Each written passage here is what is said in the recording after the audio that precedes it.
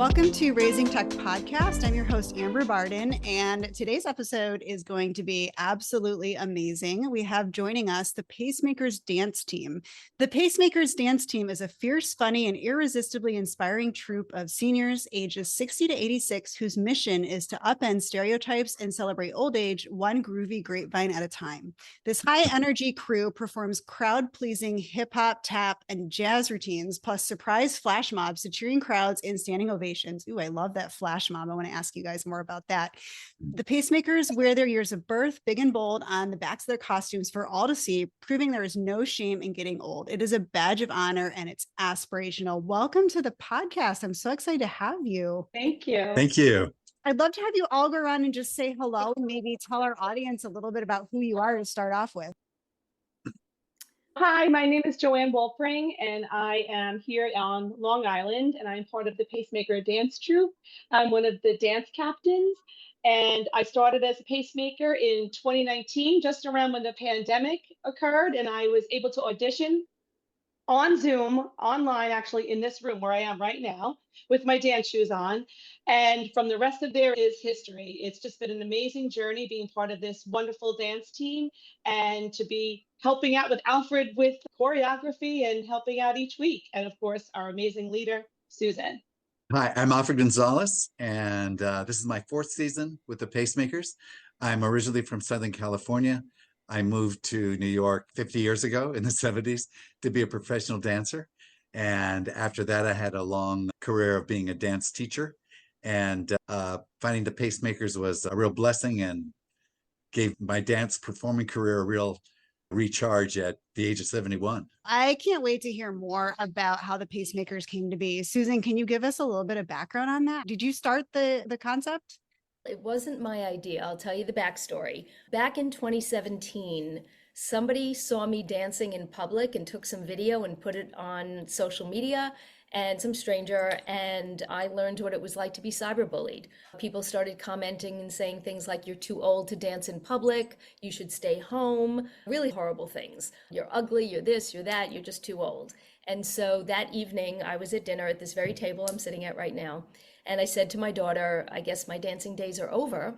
And she said, "Why don't you start your own old person dance team?" And I thought, I was a journalist at the time, and journalists work solo. I don't know anything about being on a team.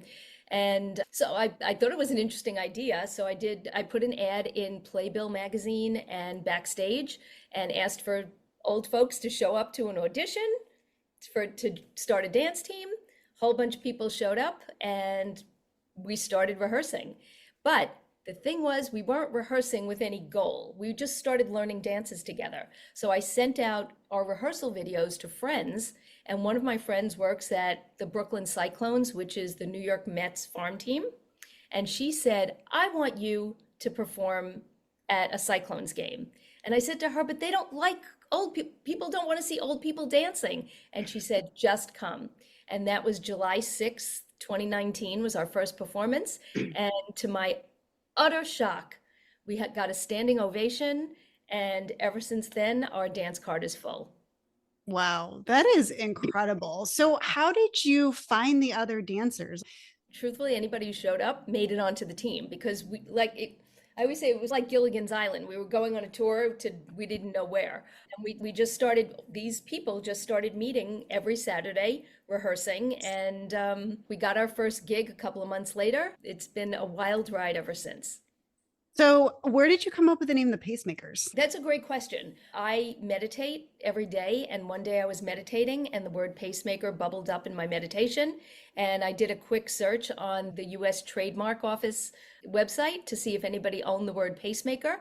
Nobody owned the word, so I immediately trademarked it. I trademarked our slogan, which is "We Dance with Heart."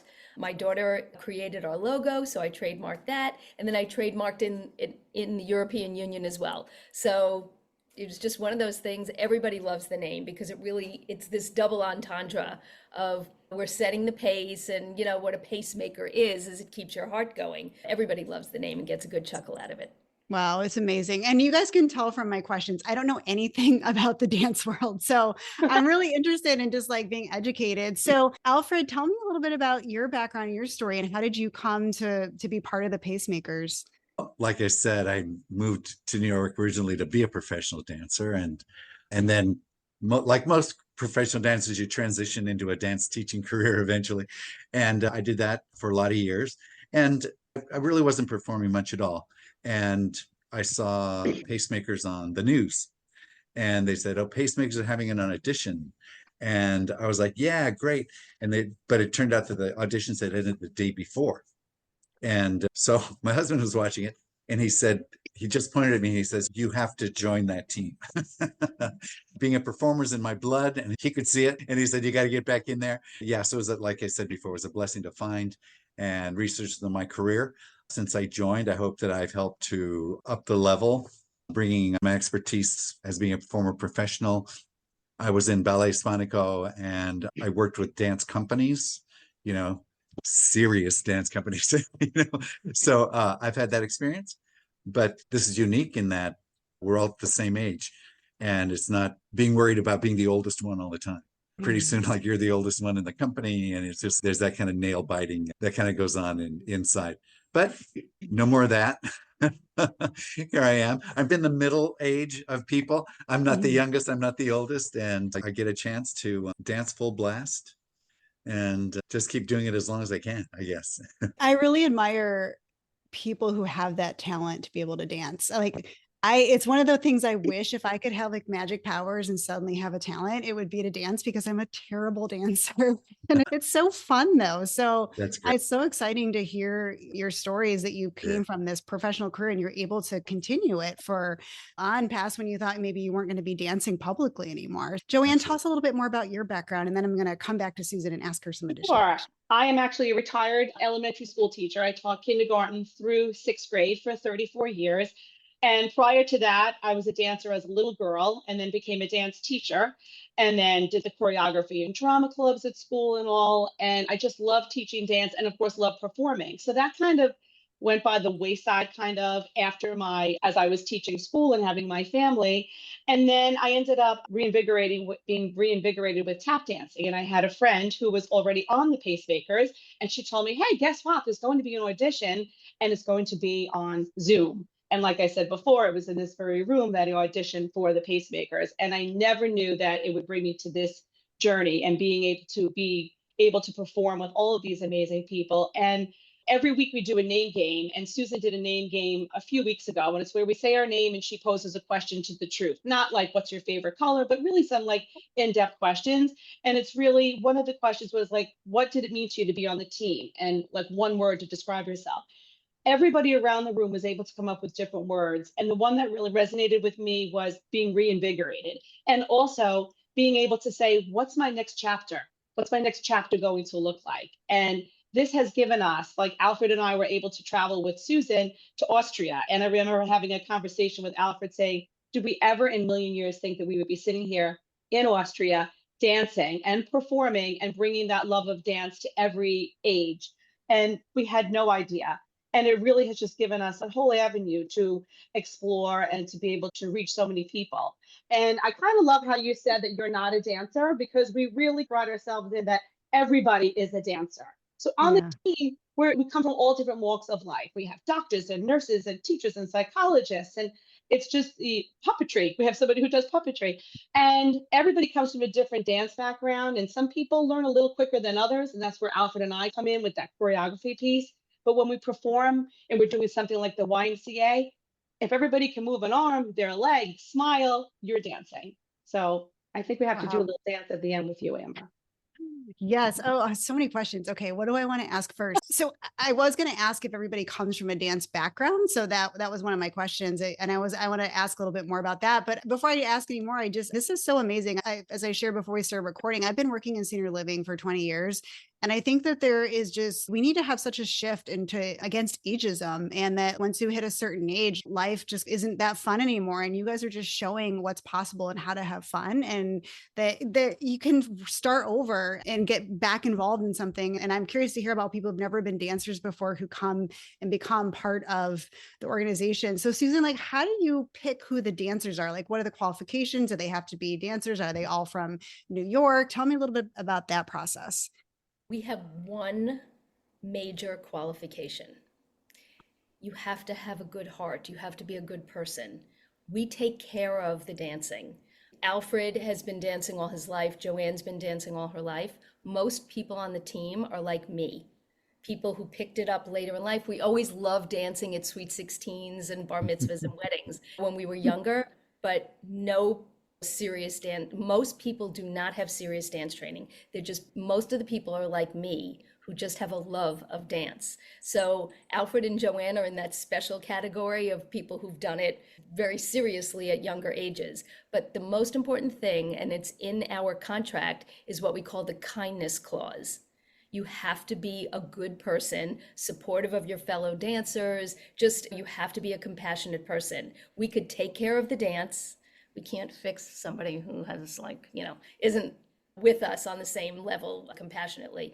And that's really a key, because I'll explain why. We say when you come into rehearsal, we rehearse every Saturday without fail, rain, shine, holidays, whatever it is, every single Saturday. You leave your troubles at the door and you come in and you bring joy into the room. And that's what we bring out into the world. So we're all about laughter. Our dances are very funny. People get a kick out of them. We get standing ovations. We do amazing moves that people don't expect people in their 60s, 70s, and 80s to be able to do. But you come in with a good heart, with an open mind, and being supportive, and the rest takes care of itself. It's magical. Wow. So I'm just imagining me in my 40s trying to do some of the things. You have 20 years to be on the team. Yeah, I know you just have a long way to go. I'm sure that you are probably more physically agile than I am in many ways. Do you ever run into issues where someone has like physical limitations? Like I'm even thinking at my age that there's things I can't do. And like, how do you work around that? So there's nobody on the team who doesn't have a physical disability. I'm not kidding you. And mental health also.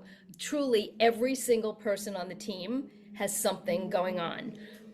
And I am absolutely not exaggerating. I could tell you that Joanne and Alfred, if they want to share, have had some major things. I've had knee surgery in the past couple of years, back problems. We have all kinds of issues. We have people with stage 4 cancer on the team, people who just, the immobility is there. We work around it. We make it work.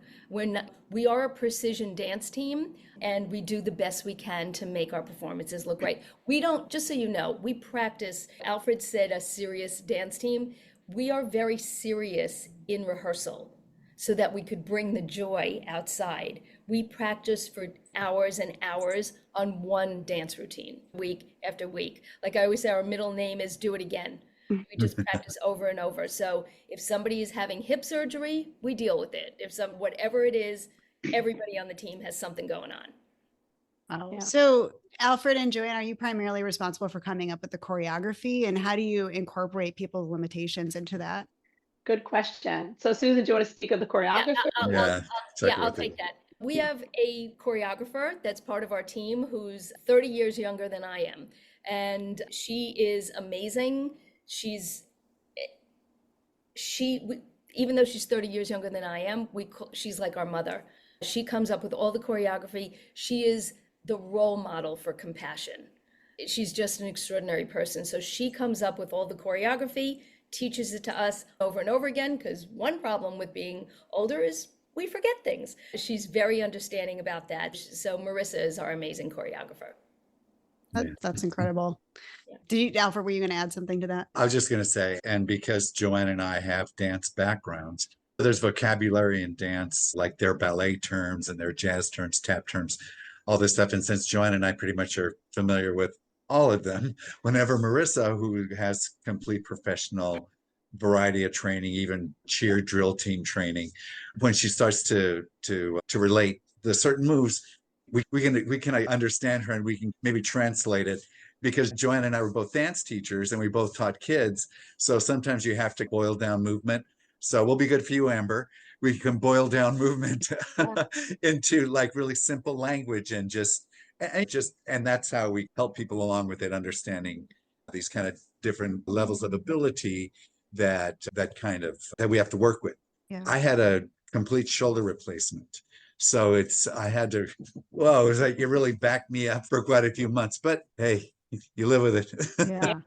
You Yeah. do your best with what you have. And to add to that, what Alfred was saying was like the terminology and us teaching children. It's the same thing if I'm not really an artist. So if I had to learn how to draw something or do something else, I would have to start with the basics. So we're able to use certain counts. So we're able to help out with using certain words during a song to help with choreography. Susan and our choreographers send out videos every week. So just like with anything, it's like homework, but it's fun homework. So we sit at home and we go over the video. She has extra rehearsals on Zoom and in person. So anything to help along everybody to have that level of comfort and to be able to bring that joy to the dance floor. And I myself had 2 knee surgeries and 3 lung surgeries. So one crazy story, I was tap dancing with the pacemakers and I had a collapsed lung and had no idea.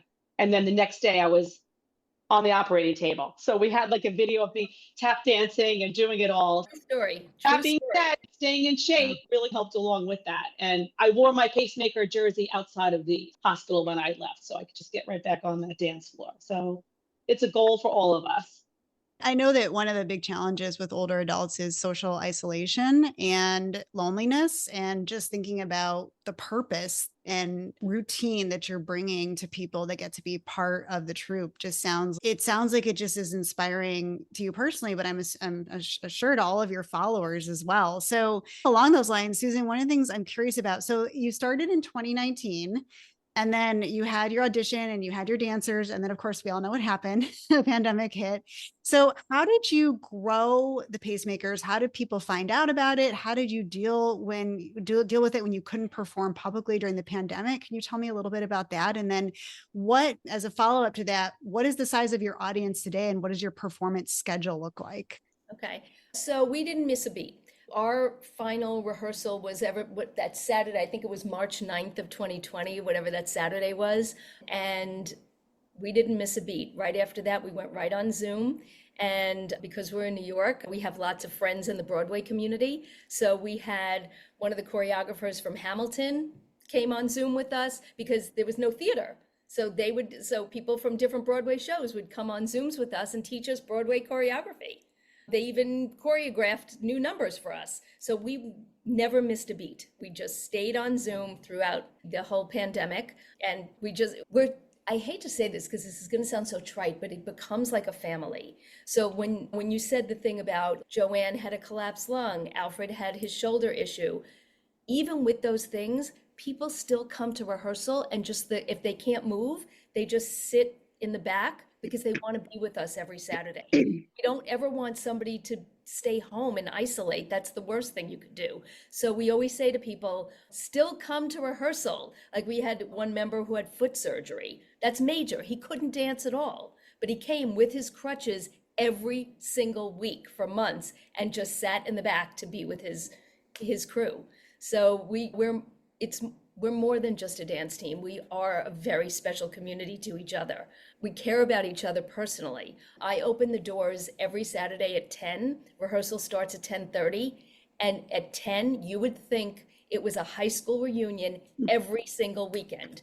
Every single weekend from 10 to 10:30, that room is buzzing. Nobody walks in like miserable. Everybody's, oh my God, how's your grandchild? I heard about the baby, blah, blah, blah. It's so loud. I actually have to yell to get everybody's attention. So that's just ongoing. So yeah. So how did you grow awareness about the Pacemakers, and how did you start your public performances? And just tell me a little bit about that process and where you started and where you are now. Yeah. The Brooklyn Cyclones are where we started, and we are always beholden to them. They are our foundation. They started us. And from there, people started hearing about us. The fans at the Brooklyn Cyclones would post video of us. And it was just one of those word of mouth things. And then I just started to cold call and knock on doors and ask people, and just send an email with the subject line that says, Old People Dance Team Making a Splash. And the first line of my email is, call me old and I say thank you. And that's one of the things about us, Amber, is we are not embarrassed about the word old. Just like the LGBTQ community took back the word queer, there are role models. We are taking back the word old. We are old because what's the alternative? The alternative is not here at all. We say It's aspirational, it's a badge of honor, and that's why we wear our years of birth on the backs of our jerseys. You can see that? Yeah. For all to see. Alfred and Joanne are turning around also. You could see theirs. And that's just foundational to who we are. So people heard about us through word of mouth, and also me sending an email and saying, hi, we're here. We'd love to perform for you. And then something wild happened last year. We had about 400 followers on Instagram, which is embarrassing, but we were getting our gigs even though we didn't have that many followers. And Marissa, young person, amazing on social media, took a video of us through her lens and her way of editing. She put it on Instagram and it immediately went viral. It's up to almost 59 million views now, 30,000 comments from around the world. And it was like one viral video after the other she kept posting, and that shot us to the moon. And that somebody from Austria had contacted us and said, we want you to come here. And we thought, okay, like a lot of people from all over the world, every continent had been messaging me, but this guy from Austria was persistent. We got on a Zoom with him, and a few months later, we were performing and doing dance workshops all over Austria. And it was wildly fun and terrific. Now we're getting like major national attention because of Marissa's amazing talent with social media. So not only is she an amazing choreographer, she's extraordinary on social media, and we're so grateful to her. Yeah. Yeah. I want to comment on what you said about taking back the term old. As you can tell, like with the way I'm speaking, it is a sensitive topic in the industry I work in. People do have very specific ideas about the phrases they use and the terms and things like that. I love that you said that because to me, like personally, I agree that we should call things what they are. I will use the word old going forward for the remainder of this podcast. Yeah, we love the term because we are. And I hate when people say, I feel young. You don't feel young. When you're young, you're insecure. You don't know anything. You have no experience. You're old and you're vibrant. You're vital. Like we use other adjectives. We don't say old is bad and young is good. Old is just chronological. It is age. That's all it is. What you're feeling is active and sexy and powerful and vital. Those are the terms that people mean when they're our age and they're feeling so great. Yeah. And it's a privilege too, right? It really is. Yeah. It really is. Absolutely. We perform to these amazing standing ovations, but another component of who we are is very important, especially to your audience, is we do these dance workshops and day discos at senior places all over. And it's not like Zumba. There's nothing wrong with Zumba. Zumba is great. But we actually teach our choreography because studies have shown, and I have all the studies in my file, that learning choreography activates the same part of the brain as learning a language, which can help ward off dementia or delay dementia. Actually learning choreography. And we do that, and we call them dance workshops. And at the end of that, we do what's called a day disco, where we do line dances and freestyle and that kind of thing. And they're always sold out. Like people love our dance workshops. We practice what we preach. We don't just perform, but we give what we know is so good for aging. We give that to anybody who wants us.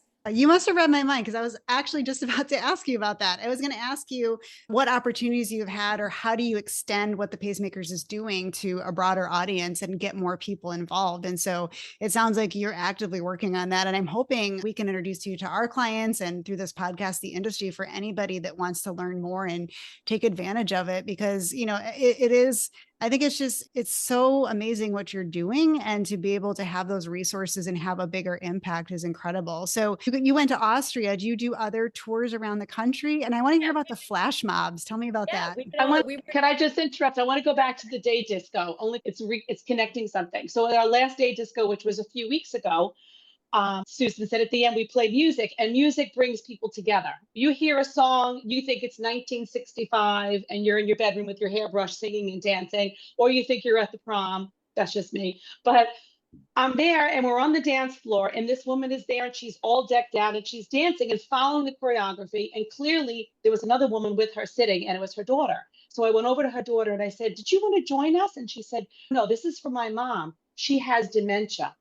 So it was like such an aha moment to see this daughter knowing to bring her mom to something that she loved so much. And this woman was was getting the choreography, smiling at the end, dancing with everybody. So that is really also, this comes full circle to what you're talking about in aging, and that music and dance brings people together.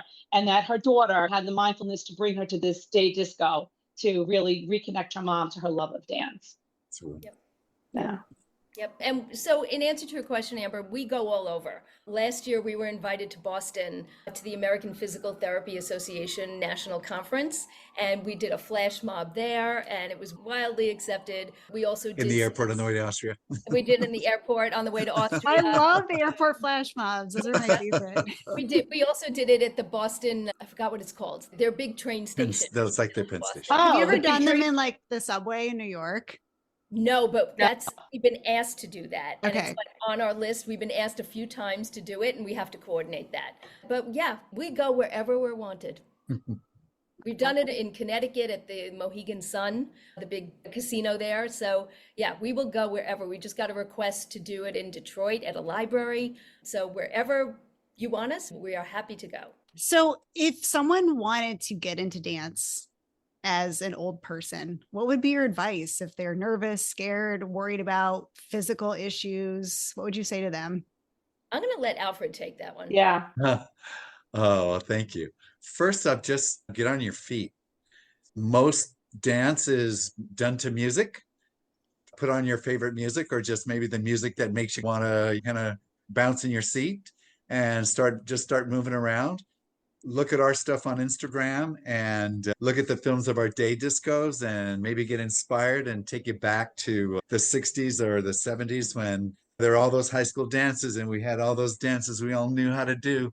And I think that's what it's all about. And if that inspires you to do more, or even if you want to perform, you can always audition for us. Yeah. We're always looking for folks.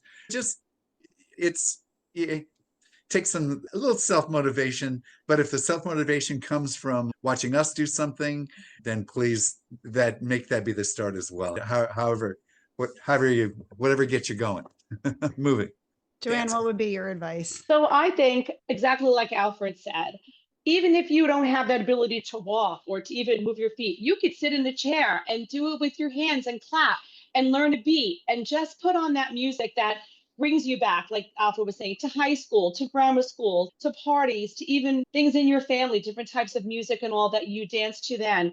And also looking at your senior centers. Like I know that we've done, and again, Alfred would speak to that, leading at senior centers for dance workshops. And how many people may be a little bit reserved at first, but once you hear that music and you only need one person, it's like anything. It's like being at a wedding. Someone has to get up eventually to dance. One person to get up and say, you know what, I could do that too. I can move my hips. I can hold somebody's hand and groove. It just takes that little bit of motivation just to bring you on that dance floor or to have that smile and to start grooving like we do.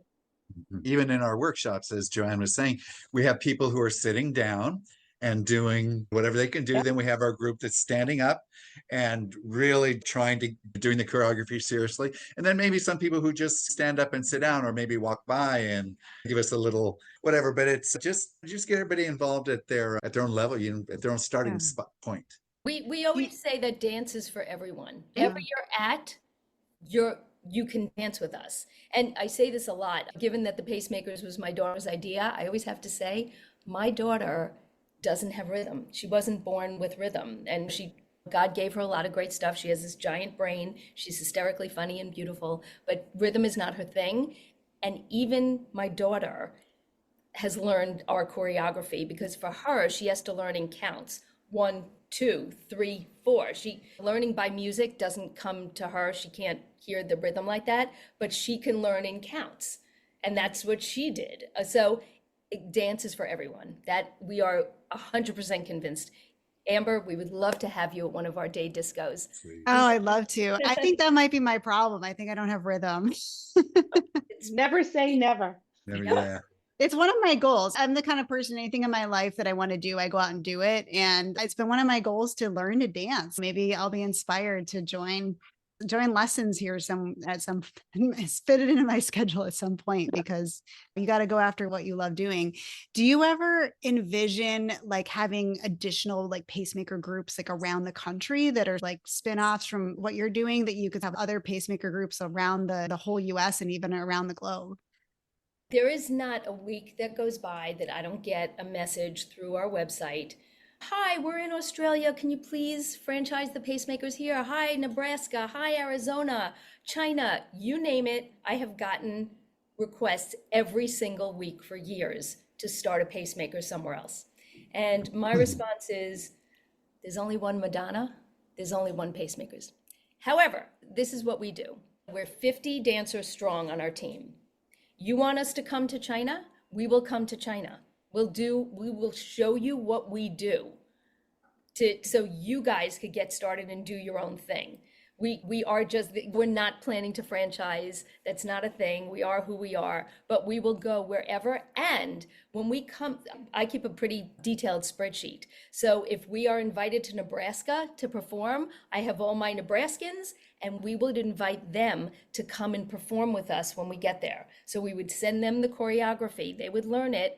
When we get there, we do a rehearsal with them and we bring them on to whatever it is, the stage, the field, the court, wherever we're performing. So we want to be inclusive of everybody.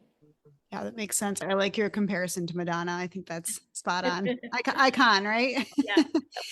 I'm going to ask each of you, can you share your favorite memory or experience with pacemakers?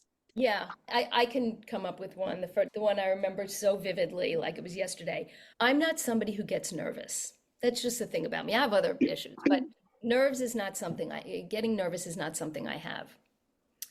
We were getting to go out onto the field, a baseball field, on our very first performance. And we were waiting in like this tunnel to go out onto the field until that inning was over. And then we would run out onto the field, get in our spots and start dancing.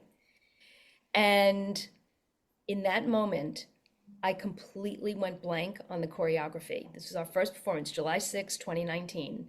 And I turned to the person nearest to me, which her name is Ethna. She's been on the team since day one. And I turned to her and I grabbed her shoulders and I said, I forgot the choreography. Just like a crazy person. I don't talk like that. That's not how I roll. These guys could tell you, I don't get anxious. It's not a thing. And I said, what was the first 8 count? I don't remember it. And she very calmly, she's a professor, and she said, okay, here it is, first 8 count. And she told me what it was. And I said, thank you. And I will never forget that. Went out onto the field. And the thing was that nobody knew what the reaction was going to be to the crowd. So they could have booed us. We didn't know.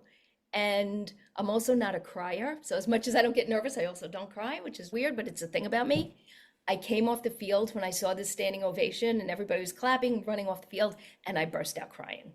So that is one of my biggest memories with pacemakers. Oh, I love it. You're giving me chills. I love it. Joanne, how about you? Okay, so I feel like mine is the day that I found out from Susan that we went viral, because it can show you how old I am. Because she texted me and said, hey, we went viral. Look at this. I really had no idea. And within moments, my older son was texting me, Mom, what's going on? You're not going to believe this. This is so cool. And shooting all these comments at me. I could not believe it. Even the capability of what the internet can do in such a positive way. But really, it was multiple favorite moments within that, because the comments that were coming from around the world were not, oh, look at your dance move. It was, wow, I wish I could have something like that here. My mom, my dad, my aunt, my grandmother, she can do this. She can dance in the kitchen. This is amazing. Not even that, but like you're saying that you wish when you're 40 now, you're in your 40s. So many people were saying, this is what I want to be like. I aspire to be this. I want to take back that word aging. I want to get old. I can't wait to be 60 years old to join the dance team. But it's almost, if you want a really good feel good moment, you go to those comments and you could just sit there and read them for hours and know the impact that just the power of the internet had. And just that 1 minute of a song that you saw the joy in everybody's face, just doing what they love to do, how it brought people from around the world together. So I feel like that has just put us on this trajectory of where we're going now. Wow. Thank you for sharing. I love that. And Alfred, what's That's yours? great. I've been thinking about that also. There's so much, and just being part of our group is really everything's a great experience. But when we first did the Mohegan Sun, when we first did the casino up there, we did the games for the Connecticut Sun.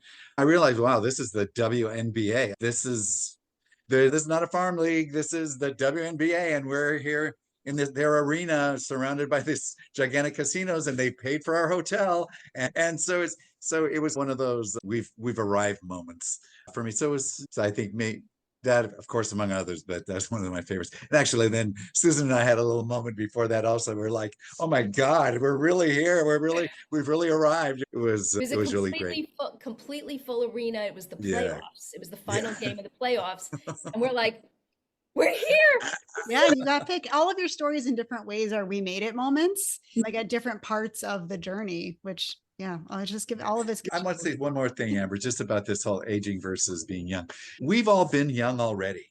Yeah. And we did everything, and I did, oh my God, what I've done. I'm Good like, thing it was before the internet, most of it. Exactly, way before the internet. When I was teaching, I taught elementary, so the kids could not believe that I was born during a time where there were no computers. They just could not conceive that. But anyways, to say, we've been through all that. We've been young. Young is now for the young, and we're now old. And this is our thing. This is our thing now. We're not trying to be echoes of what we used to be or relive our youth or anything like that. And I'll just tell you also, with this whole viral stuff, the first time I've ever been proposed to getting married, someone asked It's true. asked if I would marry them.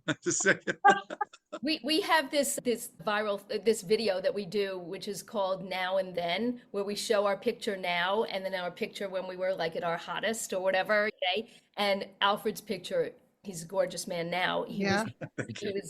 He was a different age gorgeous back then. And the comments, like 500,000 views on that. And the comments, people are like proposing to Alfred. Oh my God, that's so good for your ego, isn't it? Really cute. Oh yeah. So great. And another thing, Amber, when our video went viral, somebody from high school over 40 years ago, I haven't seen this girl, she found out my email and said, hey, I just saw, are you teaching a senior dance troupe? I saw a video. I said, she goes, how are you doing that? I said, we are the seniors. And I'm like, we are I seniors. am a senior. Oh my God, I just realized that. I'm like, yeah. No, I'm not teaching it. I'm part of this group. This is who we are. And I think there's been a whole redefinition of what getting old looks like. You guys, I'm sure you've seen like the memes that Golden Girls, they were in their 40s or something like that. Yeah. And you look at what does people being in their 40s Middle look age. like today versus people being in their 60s, 70s, 80s, and you're redefining what that can mean and what the possibilities are. Like you said, you did being young and now you're doing being old, but you're redefining what that actually means as part of the process. Right. Completely. Recently, I was talking to an executive from a pretty giant company, and I said, how do you reach old people? And he said, oh, our advertising includes going to the Philharmonic and knitting and art. And I said, what about people like me who love Cardi B and Lady Gaga? Yeah. And he just laughed. And I was like, yeah, you're not getting it, dude. I don't remember the last time I went to the Philharmonic. It's wonderful. It's just I would rather go to a Cardi B concert. And so I think that it's just stepping out into who we are and not having societal norms or former norms to define who we are. We love Cardi B. We dance to music. And I don't know if you know this, but last month we won the Lady Gaga choreography contest. Oh, wow. I didn't know that. Yeah. What song was it? Abracadabra, her new song. Oh, yeah. The one that's like on TikTok that's viral. So she had posted that she wanted us, the whole world, to imitate the choreography. And she had this contest. And last month she flew us out to LA to her album launch party. And we got to go there and dance with her. And it was wonderful. And none of you mentioned that as your favorite moment. It was, truthfully, it was, if Marissa, our choreographer, was here, she would say, there you go. She actually said it was better than her wedding day. Oh. And not to tell her husband that. But yeah, right. So now I just said it on a national podcast. It's okay. I think it's a tie. It was an amazing thing that we were, and such an honor that we were invited to come to LA on their dime. They paid for everything. It was a beautiful